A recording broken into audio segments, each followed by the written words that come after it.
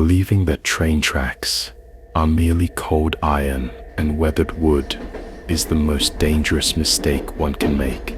I have seen the truth in visions that flicker like a dying lantern, in whispers that ride the lonely night wind along these steel arteries. These are not just paths for machines of progress. They are scars carved deep into the flesh of the earth, channels where sorrow and violence have pooled like stagnant black water. They are magnets for memory, for pain, for echoes that refuse to fade. Each spike driven into the earth is a nail sealing a pact with the land, a pact that remembers every soul that has passed, and especially every soul that has perished upon them. These are not stories I have simply heard. They are stains I have witnessed, imprinted on the veil itself, and I am here to show you the darkness that clings to the rails like frost on a forgotten gravestone. The first vision I must share with you begins not with a scream, but with a silence so profound it becomes a physical weight. Imagine a man, a surveyor named Thomas, his heart already heavy with a private grief, charting a forgotten spur line deep in the heartland. The air grows still, the chirping of insects dies, the wind itself seems to hold its breath. This is the first sign. The world becomes a vacuum, waiting for something unholy to fill it.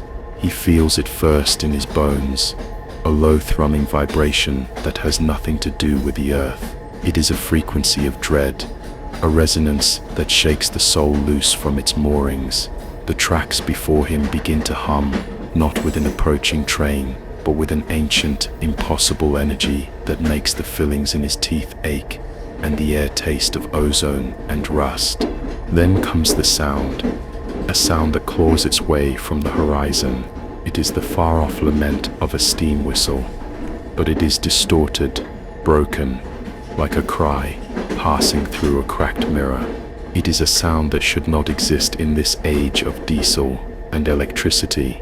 Thomas, a man of logic and reason, feels the foundations of his reality begin to crumble. He squints into the twilight and sees it, a silhouette coalescing from the deepening shadows. It is a locomotive, a great black beast of a bygone era, wreathed in a phantom steam that is not water vapor, but condensed despair. It moves with an unnatural silence, its massive wheels making no sound upon the rails, a gliding behemoth of pure concentrated memory. Its approach is the coming of a great and terrible finality, a judgment rolling down the line on wheels of shadow.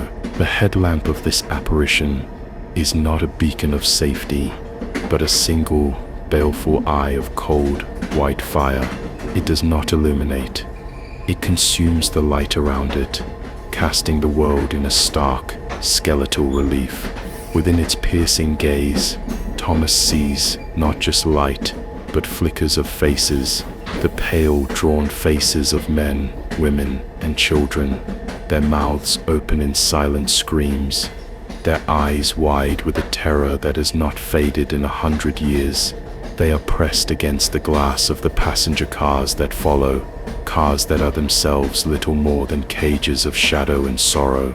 They are the eternal passengers of this spectral express, forever trapped in the final horrific moments of a derailment that history has long since forgotten. They are the whisper trapped in the iron, the stain of dried blood on the ballast that the rain can never wash away. As the ghost train draws parallel to him, the air plummets in temperature, a bone-deep cold that seeps into his marrow. It is the cold of the grave, the absolute zero of a soul that has lost all hope. He can see the details now with impossible clarity. The peeling paint on the spectral cars, the rust that seems to weep down its sides like dried blood, the conductor standing on the platform between cars. The conductor is a figure of utter stillness, a statue carved from solidified night. He turns his head, and where a face should be, there is only a smooth, featureless void, a darkness that seems to drink Thomas's own soul from his eyes. The train does not slow, it does not stop. It is not traveling from one station to another. It is traveling from one moment of agony to the next, forever. And for that one eternal second, Thomas is a part of its journey.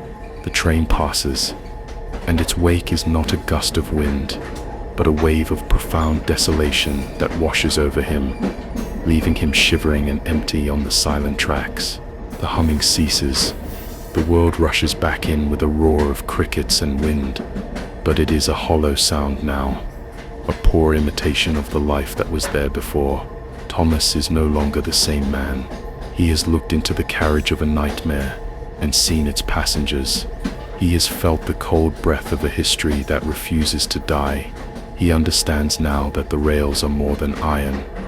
They are a timeline, and sometimes for reasons we cannot comprehend, the past bleeds through into the present, running along these lines like a phantom current. Do you feel this dark message was meant for you? Let the shadows know your thoughts in the comments below. Now, let us turn our gaze to another scar upon the land, a place where the tracks bisect a lonely stretch of swamplands. Here, the story is not of a machine, but of a sorrow so powerful it has taken on a life of its own. It concerns a signalman, an old soul named Jacob, who worked a remote crossing where the mist hangs thick and low like a shroud. He was a man accustomed to solitude, who found comfort in the rhythmic clatter of passing freight cars and the lonely cry of the horn in the fog. But one night, the familiar sounds were replaced by something else, a whisper that began at the edge of hearing, a sound like weeping carried on the damp, heavy air, a sound that seemed to come from everywhere and nowhere at once, a lament that seeped from the very pores of the swamp. Jacob, a practical man, initially dismissed it as the wind whistling through a crack in his booth or the cry of a nocturnal animal, but the sound grew more distinct. Night after night, it was undeniably human, undeniably female, and filled with a grief so absolute it made the hairs on his arms stand on end. It was a sound that did not just convey sadness, it actively drained the warmth and hope from the air around him. The wood of his small shack seemed to grow colder. The light from his lantern seemed to shrink away from the windows, afraid of what lingered outside. He began to dread the setting of the sun, for with the darkness came the weeping, a constant heartbreaking vigil kept by a specter he could not see. One moonless, suffocatingly humid night, he saw her, a shimmering, indistinct form, coalescing from the thick fog near the tracks. She was a woman, draped in what looked like tattered, white rags that drifted around her like smoke. He could not see her face clearly, for it was buried in her hands, her shoulders shaking with sobs that now echoed not just in the air, but inside his own skull. She drifted along the tracks, her feet never touching the gravel, a being woven from mist and misery. The stories of the locals came flooding back to him, then tales of a young mother from a century past, driven mad with grief after her child wandered onto the tracks and was lost to a thundering locomotive. They said she had thrown herself into the swamp and that her spirit was forever bound to the place of her loss. He watched, paralyzed, as she paced the length of the crossing, her weeping rising in pitch, until it was a soul-rending shriek of utter despair. It was a sound that spoke of a wound that could never heal, a loss so total that it had broken the rules of life and death. The air crackled with her anguish, and Jacob felt a phantom grief clutch at his own heart, an agony that was not his own, but was forced upon him by her proximity. He understood then that she was not merely haunting the tracks. She was part of them. Her sorrow had soaked into the creosote-treated wood. Her tears had rusted the steel. Her endless search was now the spirit of this lonely, forgotten place. She was a living, breathing emotion, a wound in the fabric of the world that would forever weep. The sight of her, the sound of her, began to erode Jacob's sanity. Sleep offered no escape, as her cries infiltrated his dreams, turning them into looping nightmares of fog and loss. He would see her even in the daylight, a faint shimmer in the heat rising from the rails, a fleeting shape in the corner of his eye.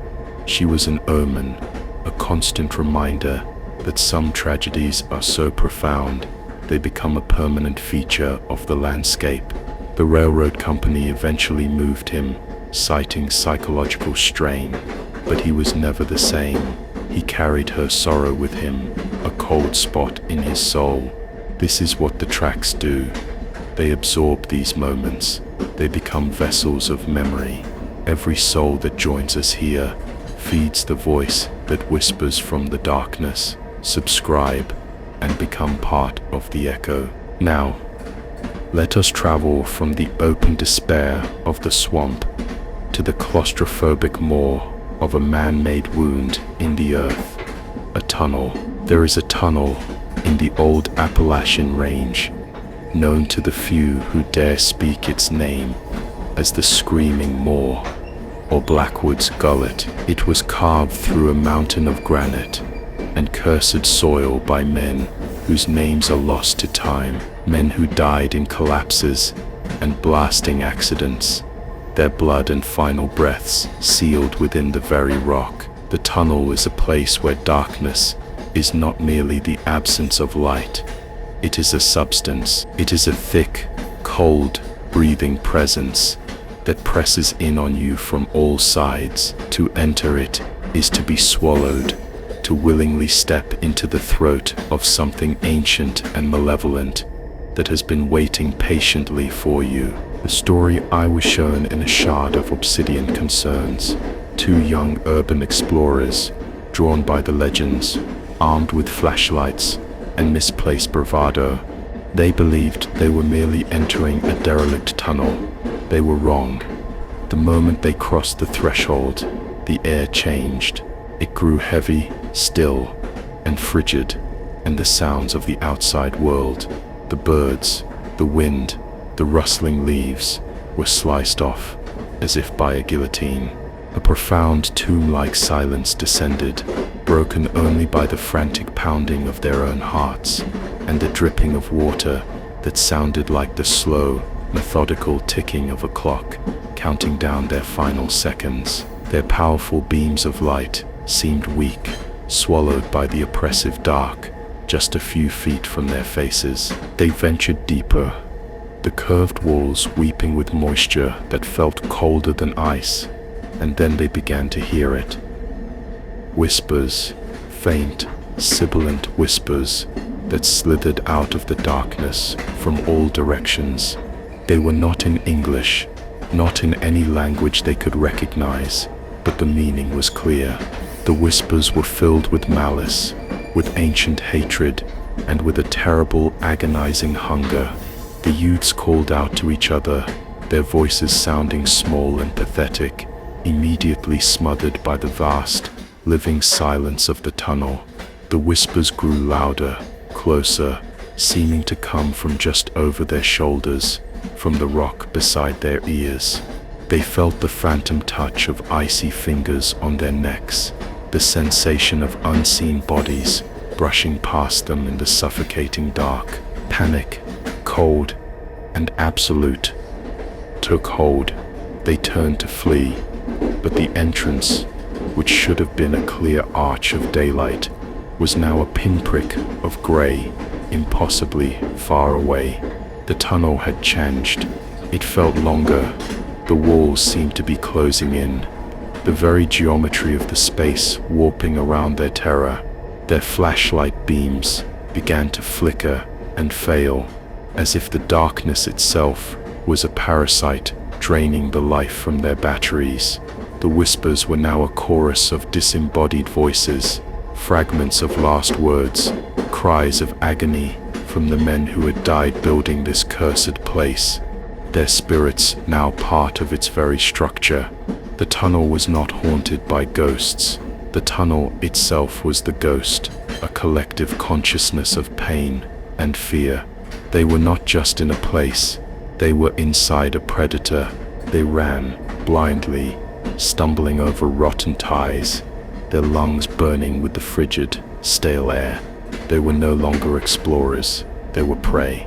The tunnel played with them, twisting their sense of direction, echoing their own terrified screams back at them as monstrous roars. Finally, bursting from the entrance, they collapsed into the daylight, gasping, covered in grime and a cold sweat that would not dry. They had escaped the physical tunnel, but a part of them, the part that knew safety and sanity, remained trapped inside that gullet of rock and shadow. They understood a terrible truth. Some places are not meant for the living. They are gateways, wounds where the veil between worlds has rotted away, and the tracks that run through them are not a path forward, but a direct line to the heart of a waiting, patient darkness. That darkness is a patient hunter. It knows that the iron lines will always bring it more souls, more curiosities, more victims. The tracks are the lure, the promise of a journey that for some leads directly into the abyss.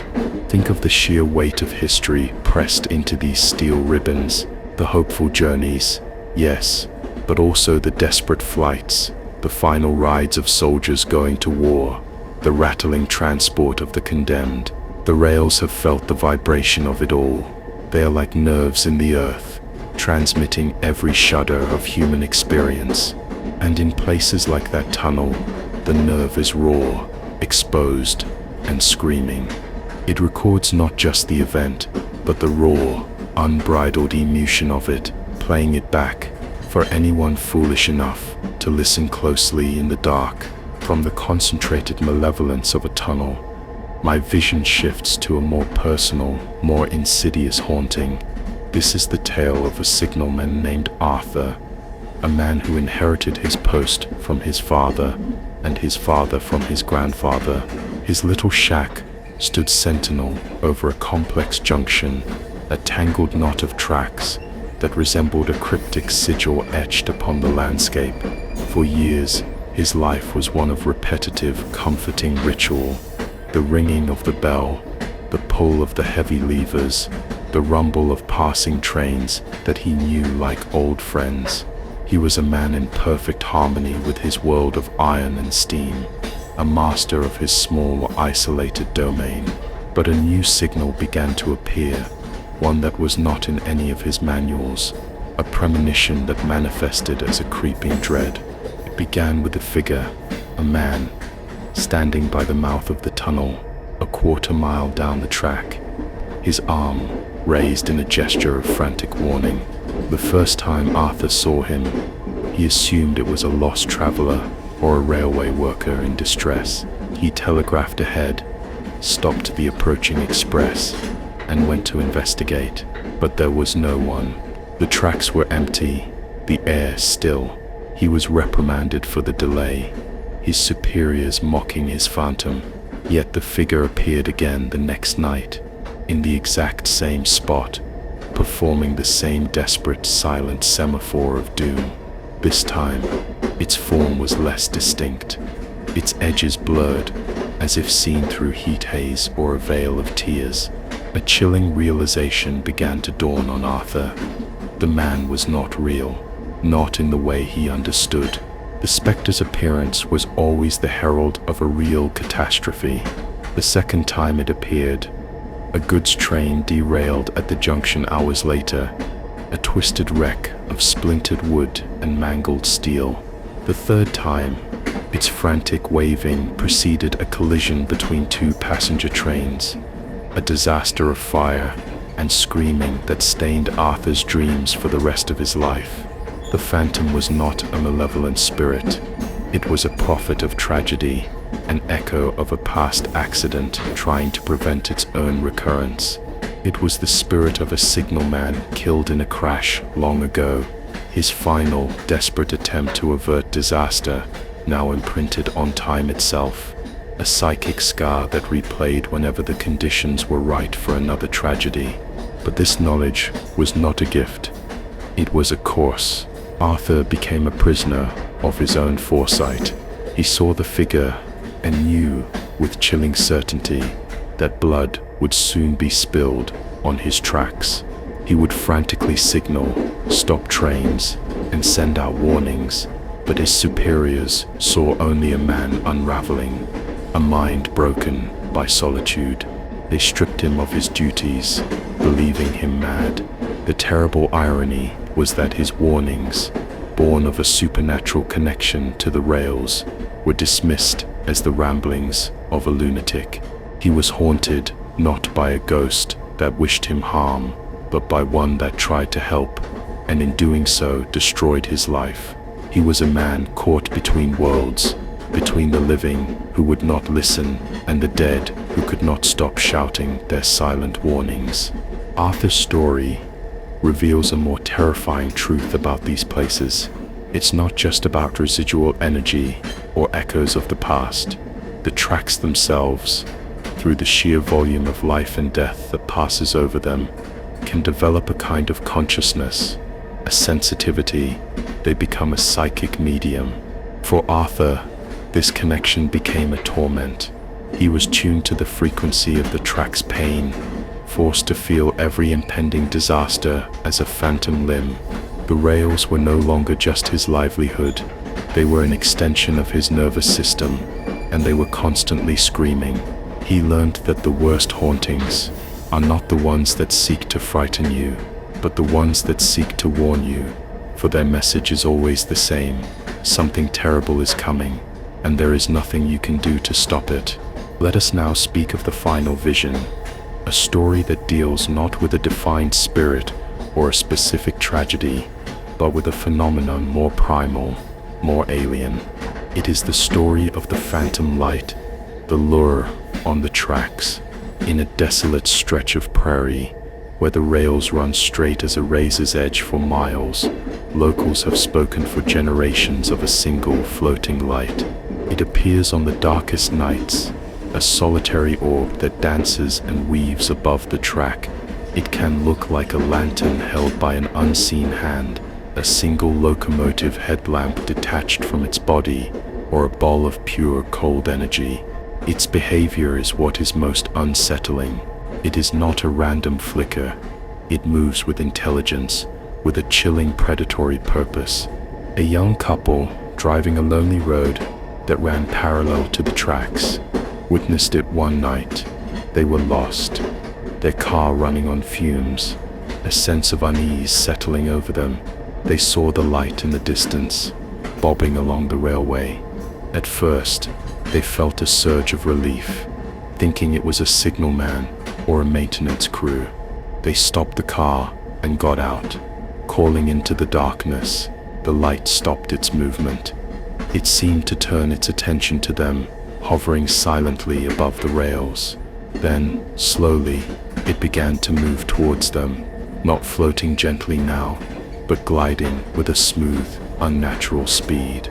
There was no sound, no footstep, no engine, just the silent, inexorable approach of this solitary, hypnotic light in the vast, empty darkness of the prairie. As it drew closer, the couple's relief curdled into a primal fear. The light was hypnotic, beautiful in a terrifying way, and it seemed to pull at their minds, whispering promises of warmth and safety, while the air around them grew impossibly cold. The young man, mesmerized, took a step towards the tracks, as if answering a summons. His partner, gripped by a more instinctual terror, screamed his name and pulled him back, just as the light pulsed, growing intensely bright for a single blinding second. In that flash, they both saw what held the light. It was not a man. It was a tall, gaunt, skeletal frame, a thing of impossible angles and disjointed limbs, a creature woven from shadow and bone, and the light was a lure, an appendage grown from its chest to draw in the curious and the lost. They scrambled back into their car, terror lending strength to their fumbling hands, and sped away, not daring to look back. They had seen the truth behind the legend. The light was not a ghost. It was a hunter, an ancient thing that used the long, straight desolation of the tracks as its hunting ground. The rails acted as a perfect conduit, a clear line of sight for its deadly lure. How many lonely travelers, how many desperate souls walking the tracks at night had been drawn in by that promise of light, only to be consumed by the darkness that wielded it. The tracks, in their endless linear path, create perfect territories for entities that thrive on desolation and on the straight, predictable paths of their prey. The light is the bait, and the rails are the jaws of the trap. This final story serves as the most potent warning. The dangers that haunt these iron paths are not always human in origin. They are not always born of tragedy or sorrow. Some are older. Some are drawn to these places for their unique properties.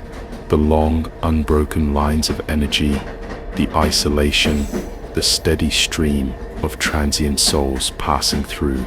These conditions can attract things from the cracks in reality, things that see our world and our works as nothing more than a convenient feature in their own alien landscapes.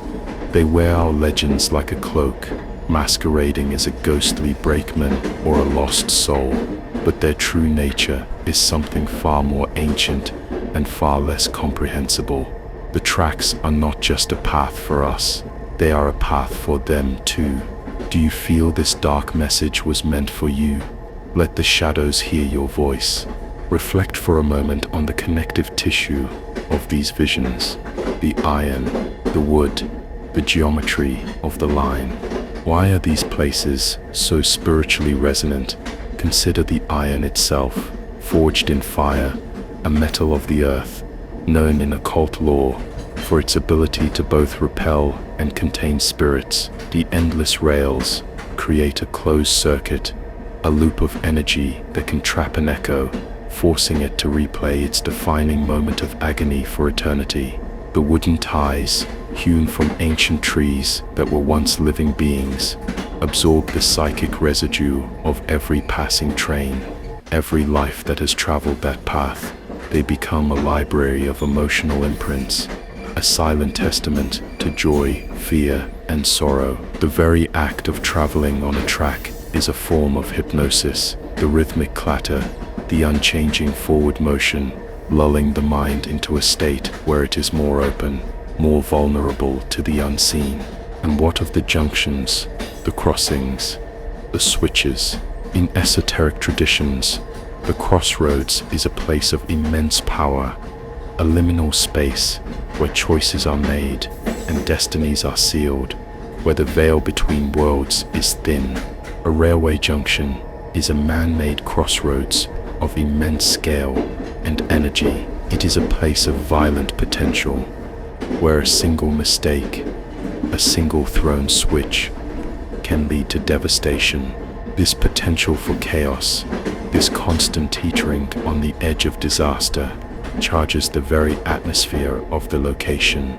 It becomes a beacon for entities drawn to such energy, a stage upon which the dramas of the spectral and the living can be played out. The Signalman is the unwitting high priest of this volatile temple, the keeper of the crossroads, and often the first witness to the things that creep across the threshold. Think also of the sounds. The lonely whistle of a train in the night is a sound that speaks directly to a primal part of the human soul. It is a cry of movement, of passage, of melancholy. But in these haunted places, the sound is perverted. The whistle becomes the shriek of a banshee. The rumble of the wheels becomes the grinding of teeth. The screech of the brakes becomes the final scream of a victim. The sounds are a weapon, a tool used by the resident phenomena to instill fear, to announce their presence, to break down the sanity of the listener. The air itself becomes a medium for their message of terror. You are never truly alone on the tracks, because the sounds of the past are always there, waiting for the right atmospheric conditions, the right sensitive mind to be heard once more. Every soul that joins feeds the voice that whispers from the darkness. Let us return to the surveyor, Thomas, shivering in the aftermath of the ghost train's passage.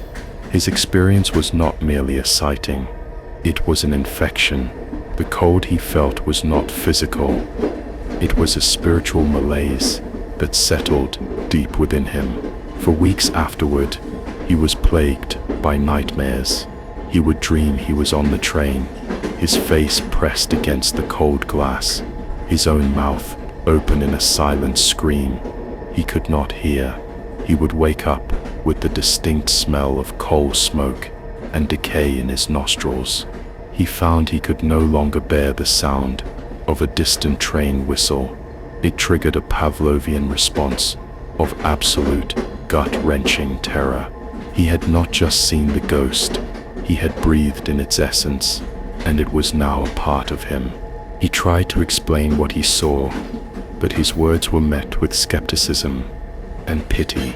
He was a man of maps and figures, of tangible reality, and he could not reconcile his experience with the world he knew.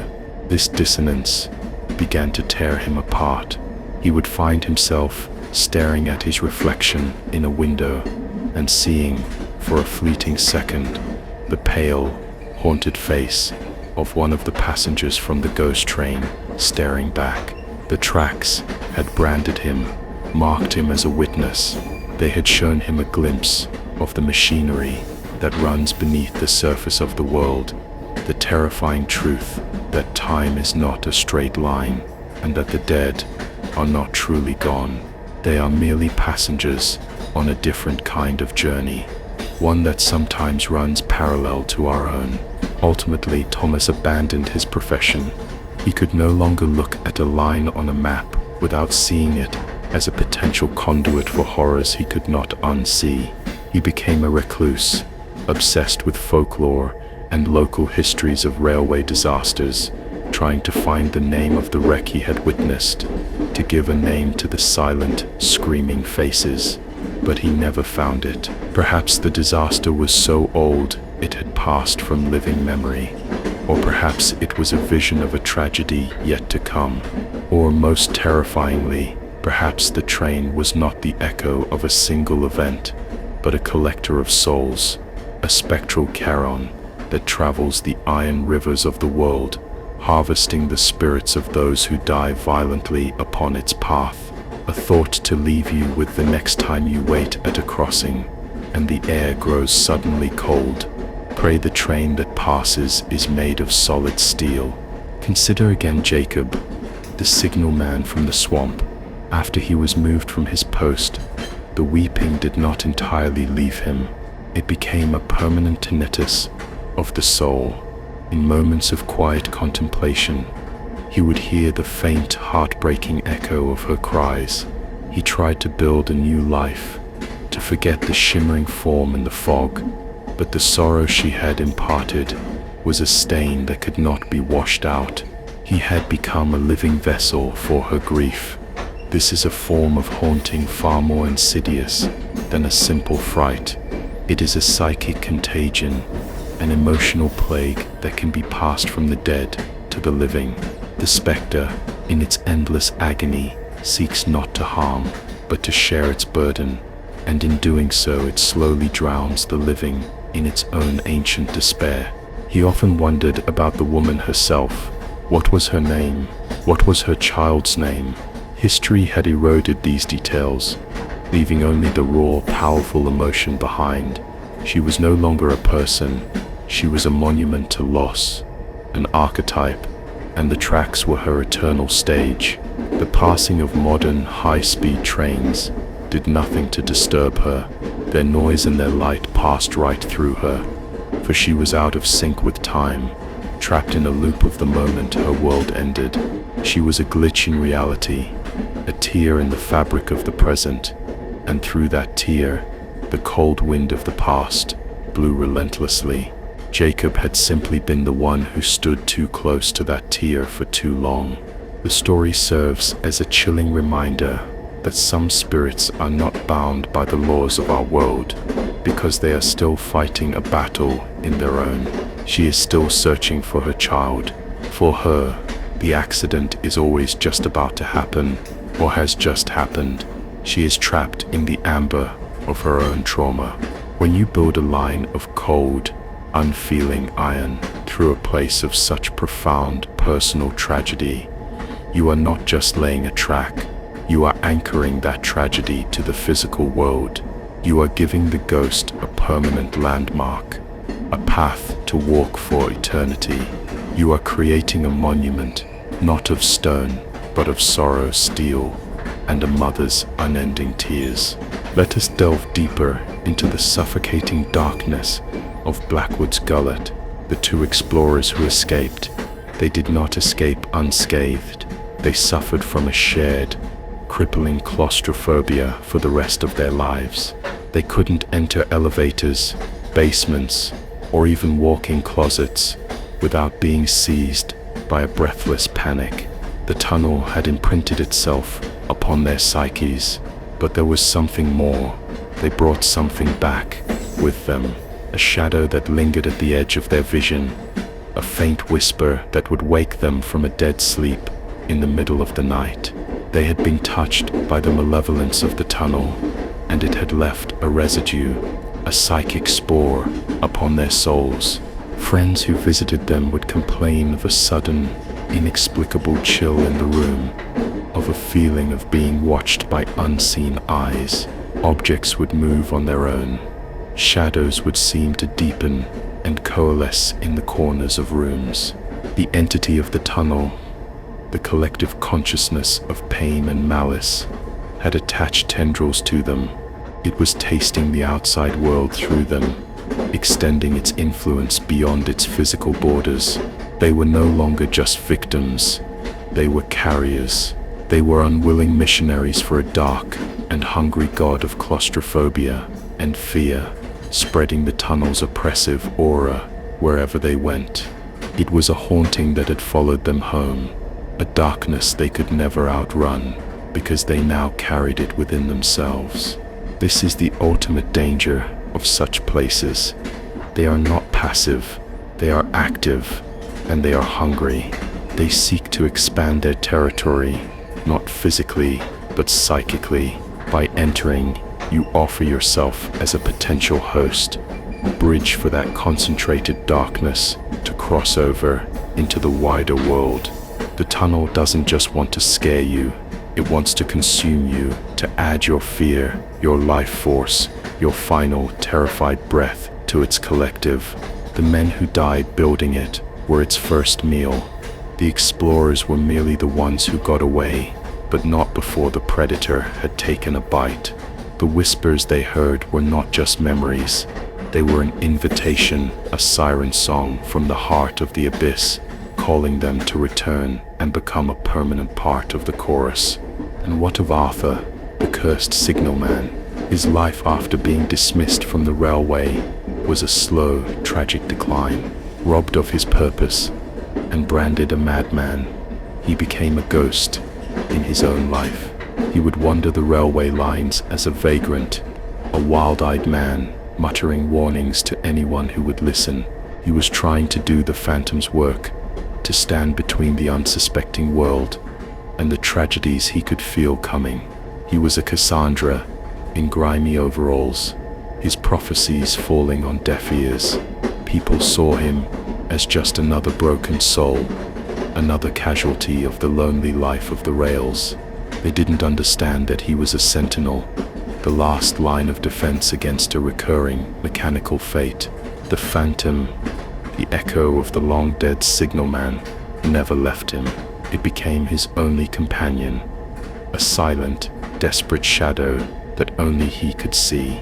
In a way, they were two sides of the same coin, one dead but trying to affect the living world, the other living but treated as if he were already dead. They were partners in a hopeless vigil, Arthur's tragedy is perhaps the most profound because it is a story of a hero who was punished for his gift. He was given the ability to see beyond the veil, to interpret the whispers of the iron, and for that, the world of men cast him out. It is a testament to the fact that humanity fears what it cannot understand, and it will often destroy the messenger rather than heed the dark and terrible message. He was found one winter morning, frozen to death, in a derelict railway car, not far from his old junction. But the story doesn't end there. Railway workers at that same junction now speak of two phantoms. The original frantic figure still appears down the track before a disaster, but now sometimes a second figure is seen standing near the old signal box. A sad, lonely man in an old-fashioned uniform, his head bowed as if in perpetual mourning. Arthur has joined the phantom he tried so desperately to understand. He too has become a part of the track's sorrowful memory. His own tragedy, now another layer in the psychic strata of that cursed place. Another whisper on the wind for a future signalman to one day hear. Do you feel this dark message was meant for you? Let your presence be known in the abyss below. Finally, we must confront the predatory intelligence of the Prairie light, the couple who escaped. They reported their experience to the local sheriff, a weary man who had heard variations of the story his whole life. He told them the legend was older than the railroad itself. The native tribes who lived on that land long before the Iron Horse spoke of a hungry spirit that haunted the plains, a thing that used a deceptive light to lure hunters from their paths. When the railroad was built, the spirit simply adapted. It found that the long, straight, man-made path was a far more efficient hunting ground. The rails provided a perfect, predictable route for its prey. This is a chilling thought. We believe our works of industry and progress have tamed the wilderness, that we have imposed our order on the chaos of nature. But what if that's not true? What if, in some cases, we have simply created more convenient tools for the ancient things that were already there? We carved a road through their territory, and they learned to use it. The phantom light is not a ghost of the railroad. The railroad is a tool of the phantom. It is a monument to our arrogance, the belief that we are the masters of this world. The entity of the light proves that we are not. We are just noisy, temporary guests, and some of the older residents have simply learned to hunt us more effectively using the structures we so proudly build. The couple left that town and never returned, but they would forever be haunted by the image of that skeletal form holding its terrible, beautiful lure. They understood that the world was filled with a darkness that was not born of human tragedy, but was a fundamental part of the cosmos itself, a predatory, intelligent darkness that is patient, adaptive, and eternally hungry. And it knows the best places to wait for a meal are the lonely roads, the dark woods, and the long, desolate stretches of railway track that cut through the heart of its ancient, sovereign domain. The next time you see a strange light on a lonely night, do not approach it. It is not a promise of help. It is a baited hook, and you are the prize. Every soul that joins us here feeds the voice that whispers from the darkness. Your subscription gives it strength. The train tracks, then, are a tapestry woven with threads of human and inhuman horror. They are a network of ley lines, but instead of carrying mystical earth energy, they carry the psychic charge of a million journeys, a million farewells, a million violent ends. They are the circulatory system of a nation's ghost, pumping memories and sorrows from one desolate location to another. They are a monument to our relentless drive forward, but they are also a constant, linear reminder of the past we are trying to leave behind. A past that sometimes refuses to be outrun, a past that can manifest as a phantom train, a weeping mother, a hungry darkness, a prophetic ghost, or a deadly hypnotic light. So, the next time you find yourself near a set of tracks, especially at night, listen past the wind and the hum of the steel. Listen with more than your ears. Listen with that part of you that still remembers the primal dark. You might hear the whispers of the passengers on their final journey. You might hear the sobs of a mother who can never find peace. You might feel the oppressive hunger of a tunnel that wants to swallow you whole.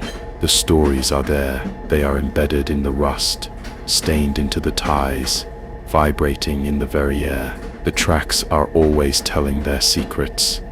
The question is, are you prepared to truly hear what they have to say? Go now, but understand that the echo of the rails will follow you into the silence. Do not be surprised when you hear that lonely whistle in your dreams. It is the sound of the journey that never, ever ends.